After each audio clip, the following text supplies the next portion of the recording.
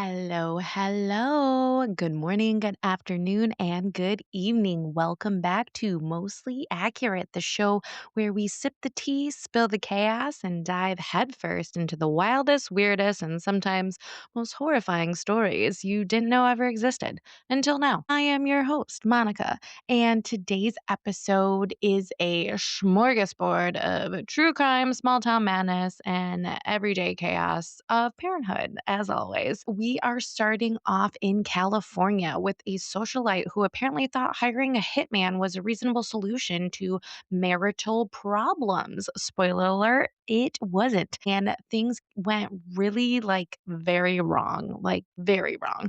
Then we're heading to Minnesota to meet Lois Riess, a small town grandma who went from running a daycare to becoming America's most wanted and charming fugitive murderer, leaving a trail of bodies, stolen identities, jaw dropping audacity in her wake. And of course, we'll wrap it up with a little bit more of a personal, very relatable segment parenting while completely incapacitated by the flu, trying to survive full body chills, shivering like a human burrito, and dealing with a tiny butthead who thinks that public tantrums are a fun new hobby that he is taken on. So, whether you're here for murder plots gone sideways, fugitive grandmas on vacation, or just pure chaos of parenting while sick, this episode has you covered. Just expect some sassy commentary, sarcastic side notes, absurd speculation, a few moments where we all collectively go, I can't believe this is real life. So grab your coffee, wine, emergency chocolate stash, heating pad, maybe a helmet, because this episode is going to be a roller coaster through murder, mayhem, and motherhood. And you do not want to miss a single twist, turn, or a tiny tantrum. Let's get into it. Welcome back, guys. If you thought that the Real Housewives had drama, you have not met Tatyana plot twist Remley. This is a saga of wealth, horses, murder plots, mansions burning down, and a finale so dramatic it almost belongs in I don't know, like a telenovela with a budget of who even pays for this? I don't know. Let's unpack this mess. All right, so meet Tatyana Remley. She is a 44-year-old California socialite. Think like brunches, polo matches, fancy equestrian shows, all that rich people stuff, like the works. So she and her husband, Mark Remley, lived what tabloids like to call a lavish lifestyle funded by his $30 million estate. We're not just talking level one millionaire, he's Mark's got his life together, right? So they were married for about 15 years, but spoiler alert, it was not all champagne and I don't know, caviar. Let's rewind to July 23rd. Deputies are called to a house fire at the couple's Del Mar mansion. Tatiana's found with three firearms and ammo, and suddenly this is less of a Bravo reality show and more Law and Order real estate edition. So Mark tells police that Tatiana put $2 million bounty on his head via a mutual friend. That friend didn't take the cash, but did take the message straight to law enforcement. Next thing you know, Tatiana is meeting an undercover sheriff's deputy at Starbucks like it's some sad first date, except she brought guns and cash as a down payment for the murder. She was charged with solicitation of murder, weapons offense, and eventually pled guilty in December 2023. The judge sentenced her to 3 years and 8 months in state prison, but she only served 1 year before being released. So I don't know if that's for good behavior or that's just I don't know, 1 year in prison. Either she had a very persuasive lawyer or there's some kind of silent influencer discount going on that none of us know about. But anyway, so after her release in 2025, Tatiana and Mark briefly reconcile their relationship. So yes, you heard that correctly. He tries to, live his life without a woman who tried to murder him and she's like, "No, take me back." Yeah. So the fun wasn't over. In September 2025, Tatiana was arrested again on felony arson charges stemming from the Del Mar fire. Mark claims that she intentionally set his mansion ablaze. And yeah, that's what happened with that. I mean, okay, like either someone truly hates property taxes or she just thought burning down your own house is a valid spouse negotiation tactic. I have no idea. So, in October 2025, in a chilling Instagram video, Tatiana was like an off brand motivational speaker, I guess you would say, like talking about overcoming obstacles, self love, even joking about starting her OnlyFans. So, fast forward to December 18, 2025, right outside a bar in San Diego's Little Italy, in a public square, no less. Tatiana shot once into the air and then turned the gun on herself. Witnesses on the scene confirmed it, and authorities ruled it as a suicide by self inflicted gunshot wound. Her final moments included a FaceTime call to Mark where she reportedly complained about his new partner. So, no rest to the wicked romantic, I guess. So, let's just quick break this down. Once glamorous socialite becomes entangled in a murder to hire plot, she goes to prison and then gets out early. Then she gets charged with arson. This story reads like somebody said, like, what if we did a Netflix drama, but with more guns, more fire, and fewer sensible decisions? Honestly, this is just crazy to me. Not like something a normal, okay person would be doing with like an ex situation, but you do hear about this stuff and it does happen. And it's like right before Christmas too. So I guess I don't know if it had like social pressures or I couldn't tell you. But the key takeaways from this story is that money does not buy happiness. And sometimes it just, buys very expensive legal representation. And if, you're planning to have someone killed and then joking about an OnlyFans online, maybe just like don't do that. I There's just a lot happening in this story, you guys. And I'm just going to leave you with this. If you know somebody who is struggling with thoughts of self harm, please seek help. Crisis lines and mental health professionals are out there. Real help, not stage drama. Please reach out or speak up if you know somebody who is struggling. All right, true crime obsessed armchair psychologists, buckle up. Today we are just really cruising along. If you are watching the video version, I hope that the video is going well. I've upgraded some of my tech, which is super exciting. I'm not sure how I feel about the camera yet with my Zoom, but the 4K is a very 4K. So that should be fun for us, upgrading our quality as our educational and informative content. So, segment two today, our tea time. We are talking about HBO's I Am Not a Monster, the Lois Riess murders, a story that will make you question everything you thought you knew about, like the sweet little grandma next door. This is a case where a quiet small town life in Minnesota explodes into chaos, murder, identity theft, and enough audacity to make your jaw hit the floor. And trust me, once we're done, you'll never look at waxworms or fishing trips the same way again. I just think it's kind of funny that somehow we just keep going along this water theme. We've had so many episodes about either fishing trips or cruises, but yeah, let's just get into this one. We're going to start right from the beginning. Blooming Prairie, Minnesota. Small, sleepy, the kind of a town where the wildest headline is, like somebody cutting in line at church. Enter David Reese, the golden boy of the small town life, basically. He is a well-liked fishing enthusiast. He is married to Lois Riess, a woman who on the surface was charming and respected. They enjoyed fishing trips, community gatherings, and just living their best small town lives. David liked fishing so much that he decided to start a waxworm farm in 2005. What is waxworms? I've never heard of a waxworm. I guess it's like this, like, it kind of looks like, have you guys seen The Lion King? You know, when like Timon or Pumbaa are eating grub, that's what it looks like. It looks like a chubby, like caterpillar type worm, and they're white. So, fun little fact for you.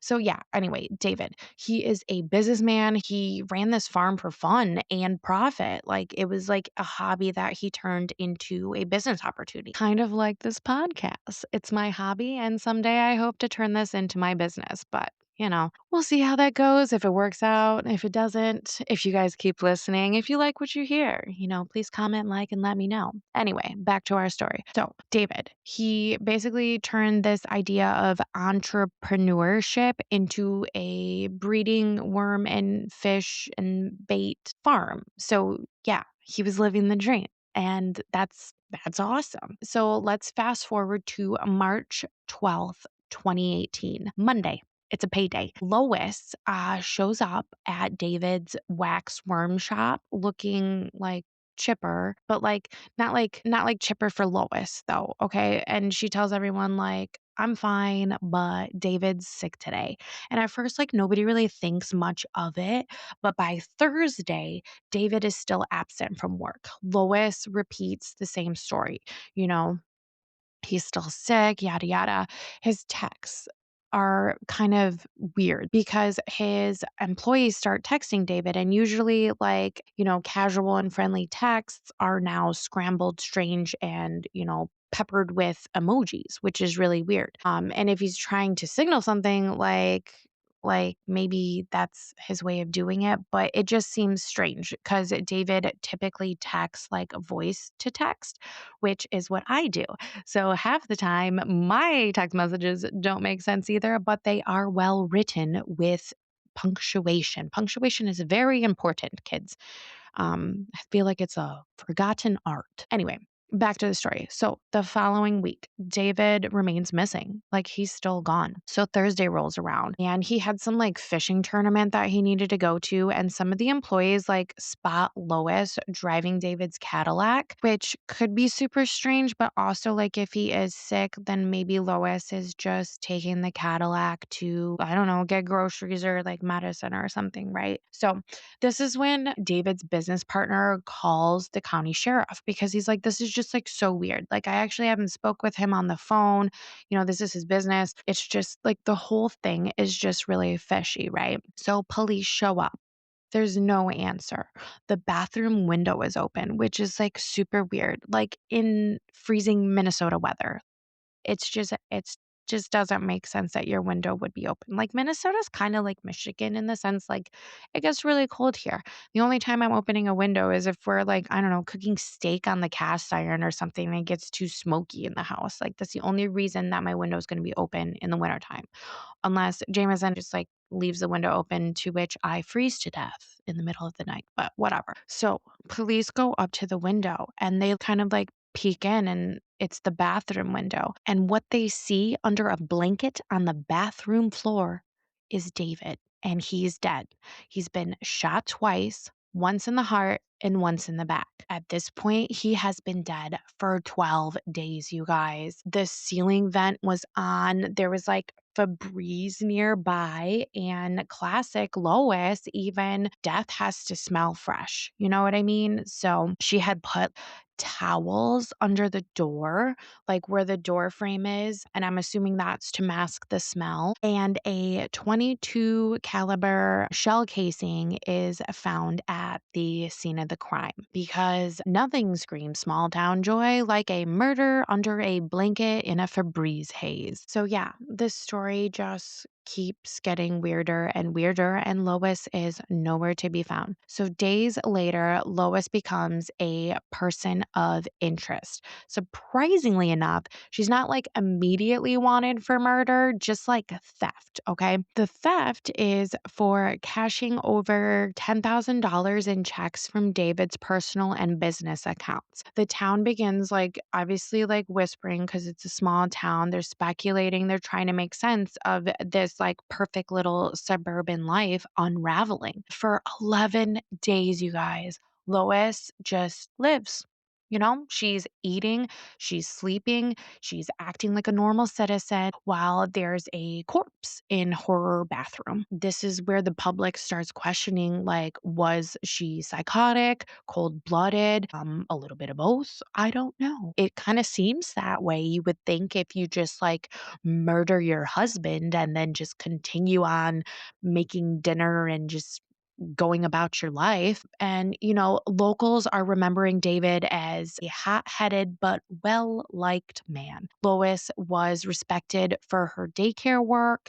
In her younger years, she reportedly said that David was jealous of her socializing and success, making her quit her daycare business that she really loved. So, let's do a little bit of a background on Lois because we need to get into her psyche at this point. Lois's family had a long history of mental illness, and she herself developed a gambling addiction as a way of, I don't know, escaping reality. 2014, her father had passed away, leaving a trust that was to be split amongst his children. So Lois's siblings, Kim, Bob, and Cindy, they all got 25% of the trust, while Lois, who was the caregiver for her father, only got 15%. So at this point that she was hurt because she felt as though she did so much work in terms of the care that her father needed in his final years. Despite, feeling like she got gypped or whatever, she gifted some money to her children. And she spent a large portion of her inheritance on gambling. And she even began withdrawing from her sister Kim's account. And the reason that she was taking from her sister Kim's account is because she also became Kim's caregiver. So Kim was struggling with mental illness as well. And Lois said that taking the money from the account was a part of her paying herself for being Kim's caretaker. Eventually, she ends up owing $38,000 back to Kim, which balloons to $100,000 once a suitable care for Kim is arranged.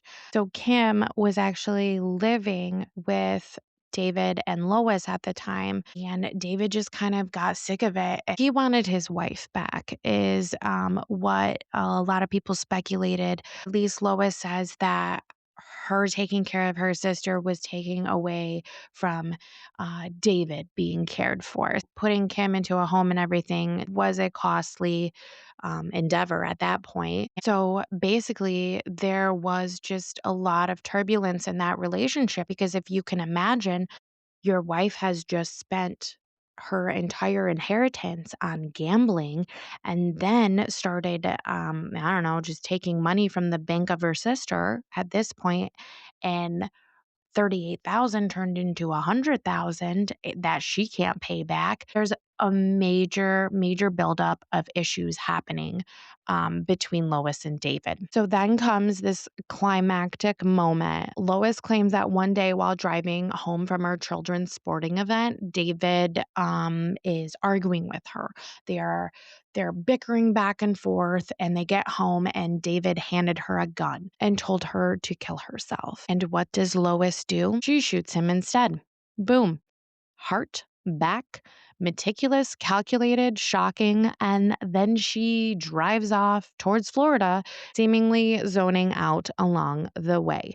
It's like midlife crisis if your crisis involves murder and interstate travel. Nobody sees this coming. This is like a super shocking. But basically, at this point, Lois is just kind of fleeing, like she's panicked, so she like goes on the run, she's like on the lam, and people are trying to search for her, like family friends are like calling casinos and being like, is she there, have you seen her? She's seen on like cameras at a convenience store and everything, asking for directions. I guess she was directionally challenged, but yet somehow Lois arrives in Florida. She visits a former neighbor, weirdly enough, named Tess Coster, who notices something off, but she didn't act immediately, partially because she knew that Lois had a gun, and partially because normal people freeze when someone looks like they're lost or, I don't know, dangerous. So she gets out of this car and Tess is like, who is this woman? They make eye contact at this point, and then Lois immediately is like, wrong house, and then gets in her Cadillac and drives away. So Tess calls the police department locally, and it was just like, this lady's wanted for murder and whatnot. But then the police department's like, what are you talking about? She's only wanted for theft. And then they're like, you need to call Minnesota, because this is in Florida now. So we're in Fort Myers Beach. And so she calls Minnesota, and Minnesota's like, she's only wanted for theft and she's only a person of interest. But Tess is just like, I am not okay. I don't feel comfortable. This woman is dangerous. And kind of nobody really does anything about it and whatever. So a few days later, Lois is still in Florida and she meets a woman named Pamela Hutchinson, a kind, a super fun, kind widowed woman who invites Lois to stay the night at her place. So this is typical Florida vibes. Everyone from the Midwest goes to Florida and Lois is just kind of blending in, with the locals and everything. And here's the plot twist. So she befriends the victim, unloads her luggage, and then kills her with a single gunshot to the back, likely catching her off guard. And ironically enough, this happens also in the bathroom.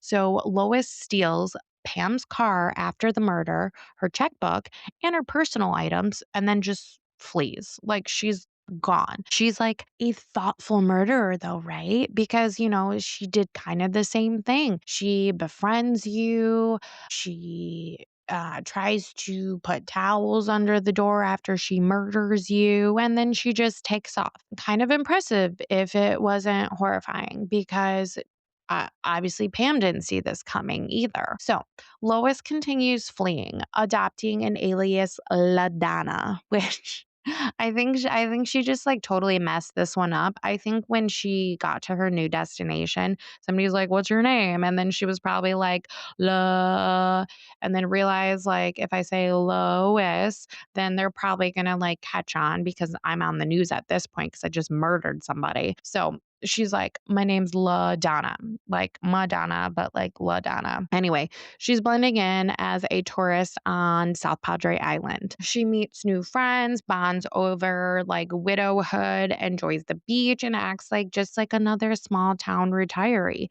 Again, blending in perfectly, except she's a fugitive and a murderer. And, wanted nationally. It's national news at this point. She's kind of acting touristy, which is kind of absurd because it makes you think how is this real life and how is she just continuing to get away with this? Eventually, a local bar manager recognizes her and calls the police. So Lois is arrested and she is totally compliant. She's calm, collected.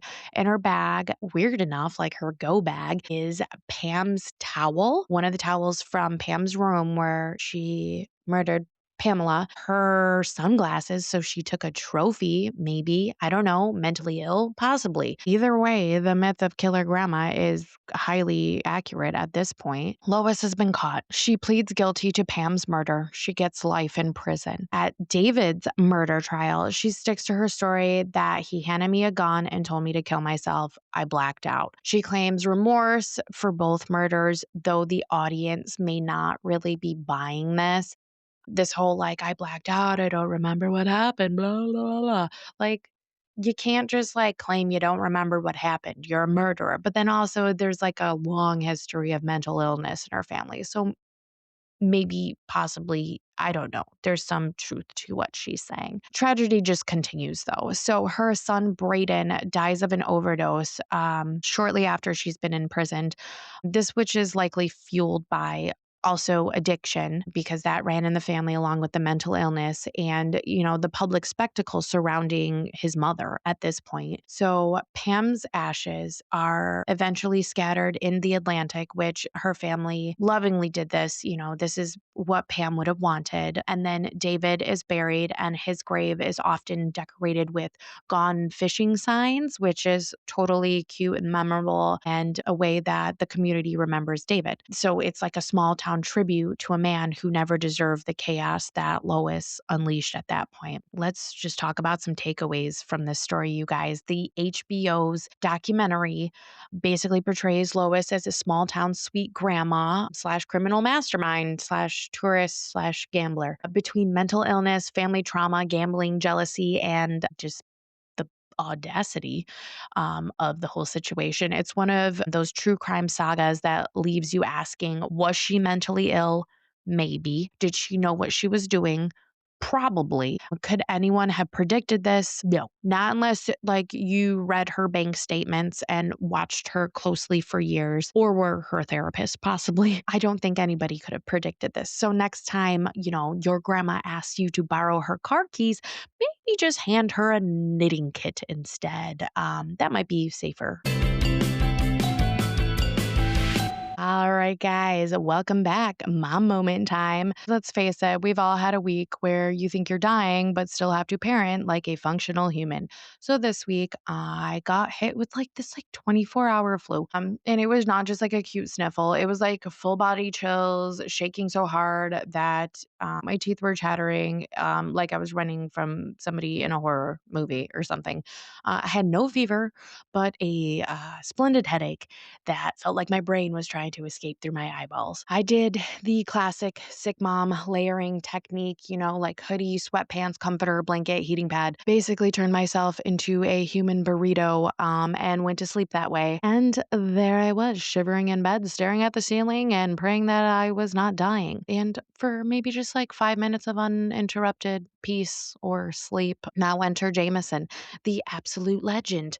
While I was making sad groaning noises and on my deathbed, he took charge. He cleaned the house, he put the baby to bed like a seasoned professional, and I swear he did it without flinching at the sound of my groaning and dramatic, I'm literally going to die proclamations. Let me tell you, seeing him handle this all was just the true definition of an MVP. Meanwhile, I'm in bed just shivering and watching him handle all of my daily tasks. It literally just it helped me so much. And I am just so grateful that I was able to just rest and get over this. But of course, being a mom means chaos doesn't care if you're sick. So my little man has recently discovered the art of the tiny butthead tantrum. And this is happening not just at home. Oh no. Public settings are the new mini, kicking, yelling, dramatic flair that's making me want to simultaneously cry and laugh at the same time. And I'm not doing gentle parenting here, you guys.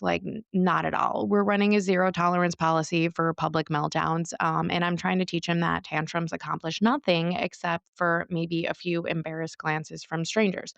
This happened at church as well. I was a little unhappy that my little dude is just screaming at church on Christmas Day, but it is what it is. And we left early, whatever. So basically, being a sick mom is like an Olympic sport, that nobody has to compete in. And if you have to manage your own misery while somehow keeping a tiny human alive and fed, ensuring that the house hasn't been taken over by chaos, and trying not to collapse in the middle of a diaper change or public meltdown, you're just winning for the day, It's just part endurance test and part theater performance and part nightmare comedy. I don't know. I even tried to stand up once. That was a mistake. The room spun. The baby cried. And Jameson just said, maybe just stay there. I got this. By the end of this, I realized a few things, You can survive parenting while sick, but it requires an angel human in the form of a man named Jameson. Being sick as a mom makes you 100% appreciate the people that help you, because otherwise you're just lying in a blanket fort and,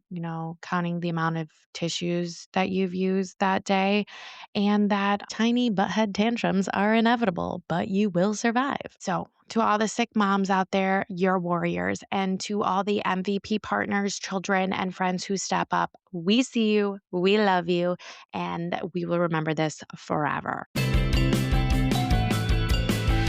And And there you have it. Another episode of Mostly Accurate is in the books. We've gone from the jaw dropping drama of a California socialite who tried to hire a hitman to the unbelievable story of Lois Riess, a small town grandma turned fugitive and criminal mastermind, to a more personal, chaos filled segment where I survived the flu while parenting my tiny human who thinks kicking and yelling in public is an Olympic sport.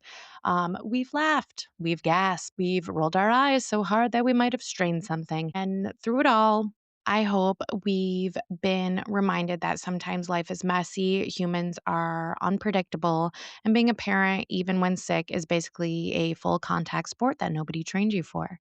If you love the stories, the sarcasm, and the sheer relatable chaos of parenting while shivering under, 17 blankets, make sure to follow, subscribe, and leave a review wherever you get your podcasts.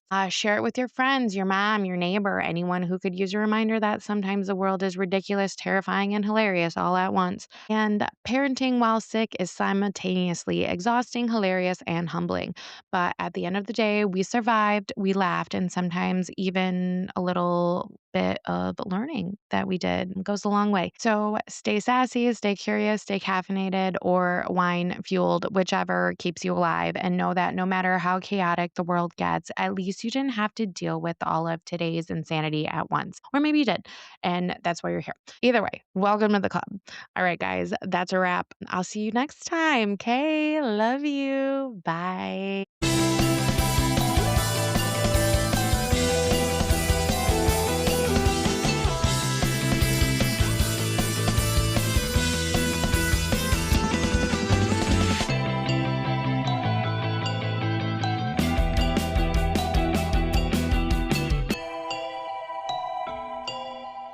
This podcast is for entertainment purposes only. The facts are fuzzy. Our stories and opinions are just that, stories and opinions, not meant to be taken as professional advice.